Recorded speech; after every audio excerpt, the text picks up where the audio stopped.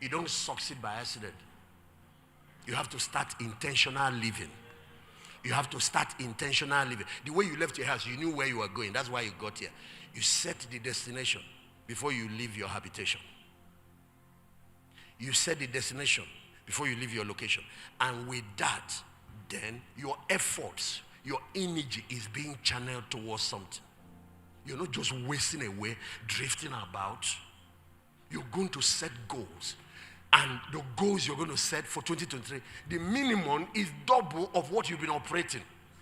Try this so that when I pray now, the anointing will not waste. Because you see, if there is nothing on the ground and you open all the windows of heaven and pour rain, at the end of the day, all that rain will still produce nothing. If there is no seed, give God something to work with.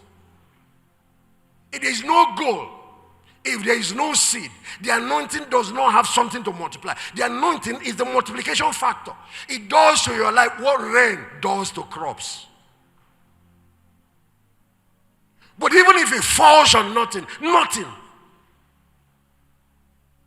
The X factor is coming on you. It has already started this morning. But now you have to give it something to work with, something to multiply. Jesus said, they brought him, go look for bread. And they found 5 loaves and 2 fishes. Give God something to multiply, something to work with. That woman that had multiplication, the prophet asked, what do you have in your house? God, the anointing will bring multiplication, but you have to bring something to multiply. He said it was only a cruse of oil. He said that is what God will start with. When Jesus asked the question, he said it's only 5 loaves, 2 fishes. He said, don't worry, you will now see. What do you have in your hand? What are the gifts? What are the talents? What are the dreams? What goals do you have? God is not going to work on nothing. What dreams do you have? What talents? What abilities? What opportunities? And some of you, relationships are given to you, contact, and you're wasting it.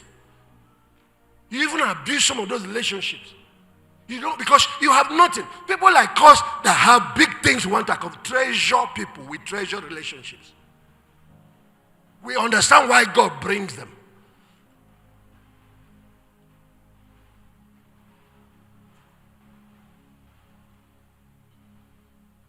Because Jesus said, when you give, it shall be given back to you. But I've never seen God rain money down from heaven. So Jesus explains how the harvest comes. It's a good measure, pressed down, shaking together. Shall men, human beings, relationships, networks, contacts will give to your bosom. God is going to use people. You're not going to build your future alone.